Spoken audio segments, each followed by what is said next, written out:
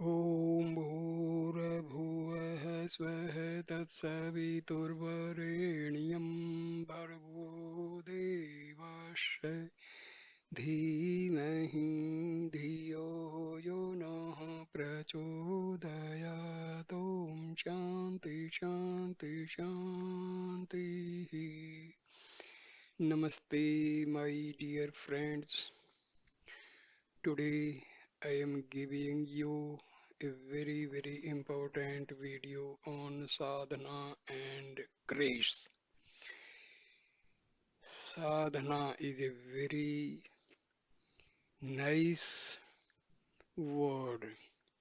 Sadhana means we try to focus our mind on God and self and try to eliminate mind and ego, and also elimination of vasanas is prerequisite. Grace means when our mind becomes pure and we are observing all the principles of dharma, then we are eligible for the grace. Grace means a special privilege imparted by God to the person who is undergoing sadhana. So, these are the two very important words we have to understand. When you are successful in sadhana, you becomes eligible for grace. So, grace is preceded by sadhana, or you can say grace is sadhana is followed by grace. Now, it is in the form of questions by devotees and replies by Maharshi Ramana. So let us see what happens during this discussion in the question answer form. Devotee. Research on God has been going on from time immemorial. Has the final word been said? Maharshi, keep silence for some time.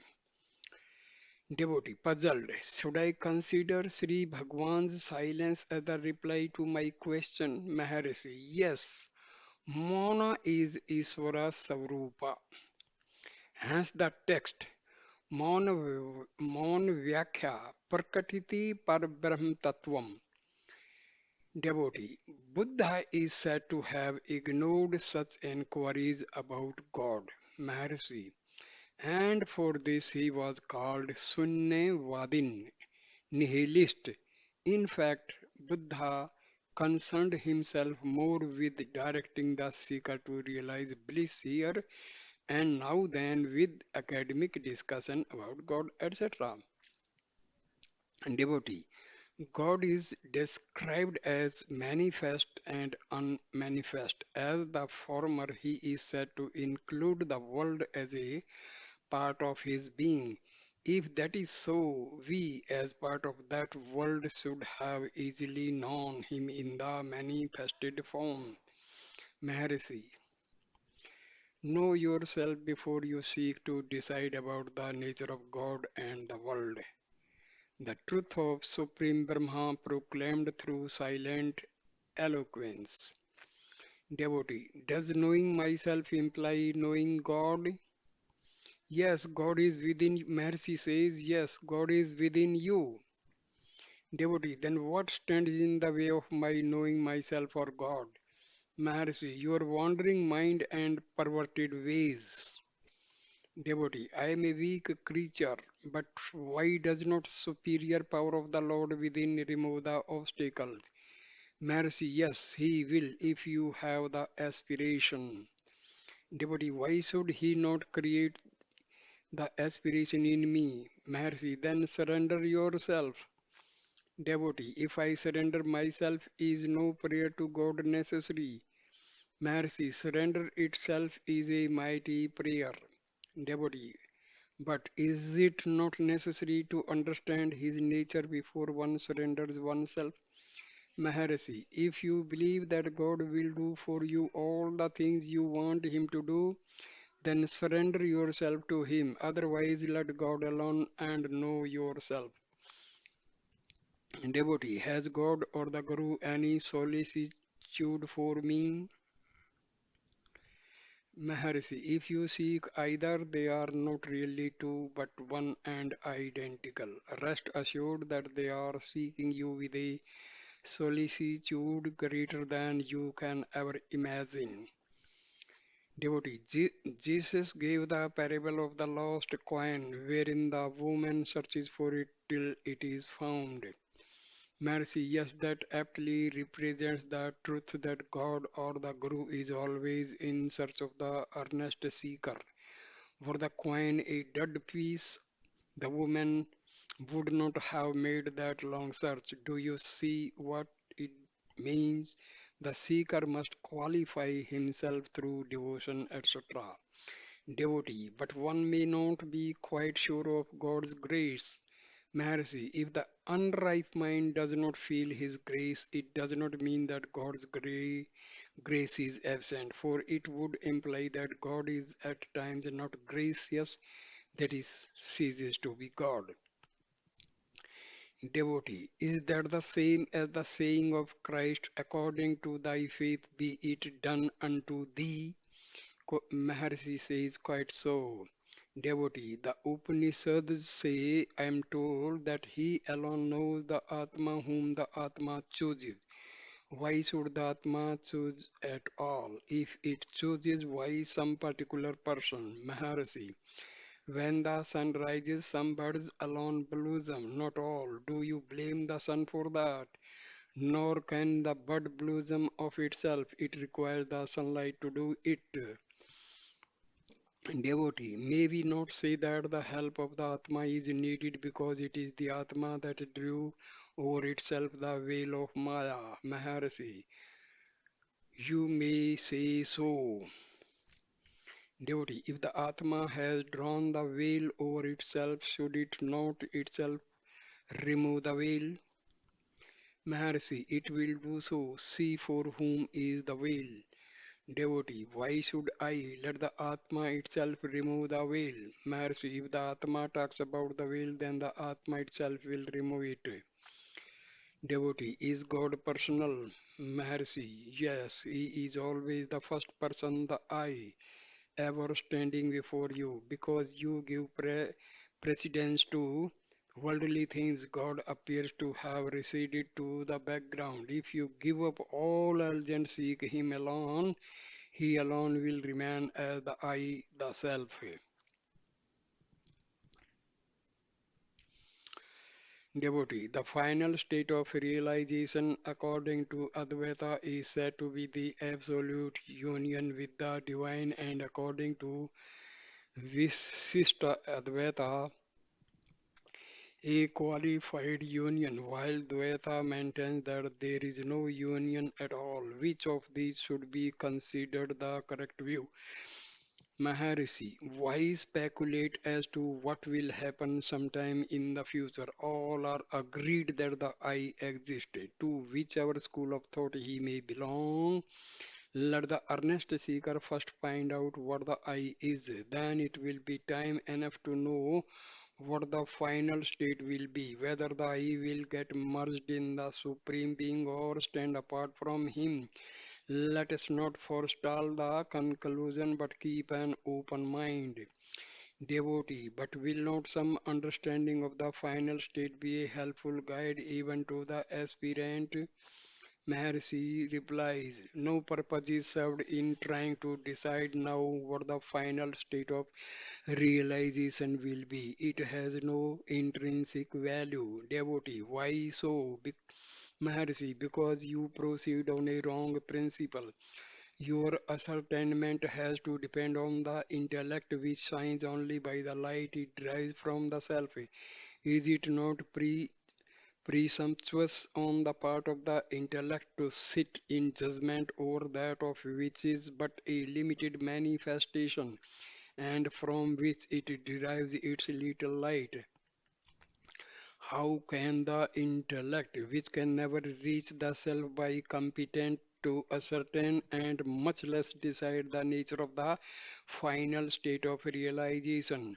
It is like trying to measure the sunlight at its source by the standard of the light given by a candle. The wax will melt down before the candle comes anywhere near the sun. Instead of indulging in mere speculation, devote yourself here and now to the search of the truth that is ever within you. So, people say we are not getting grace of God, but that is wrong. Grace of God equally available for each and every individual, but those who have done sadhana in a required and with principles and with pure mind, then grace will be available and the sadhak can receive the grace in full measure. But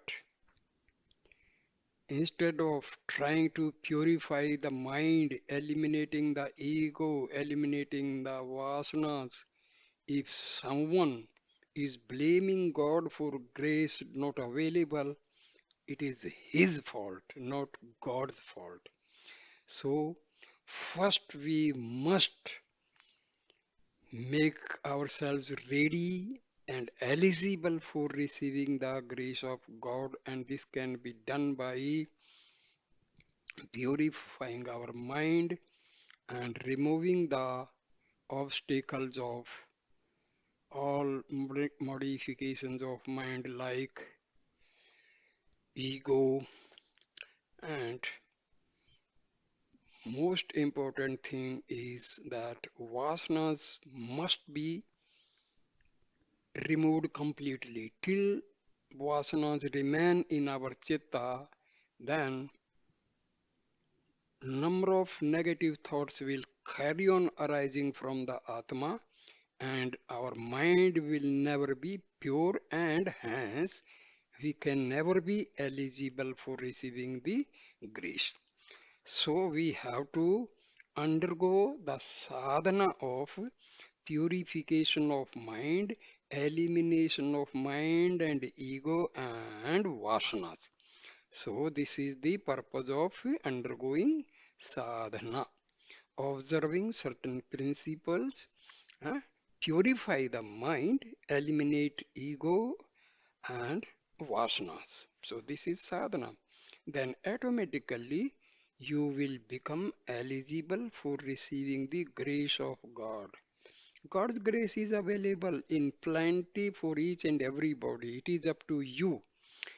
If you want to receive God's grace, then you have to purify your mind, eliminate your vasanas, and even eradicate and completely weaken your mind. Mind can never be controlled. It can be weakened. It can be eradicated. Same way, ego. When mind is removed, automatically ego will be removed because ego is the modification of mind. So they go together. And vasanas also we eliminate. When vasanas are eliminated, arising of thoughts will decrease. When arising of thoughts will decrease, mind will become weak. When mind will become weak, that means ego also will become weak. So these are all, interconnected. So Grace of God is available in plenty for each and everybody, but only thing you have to decide yourself whether you want to receive the grace. Then you have to undergo sadhana in the positive way. So, dear friends, I end the video here. Thank you for listening and watching this good video. Please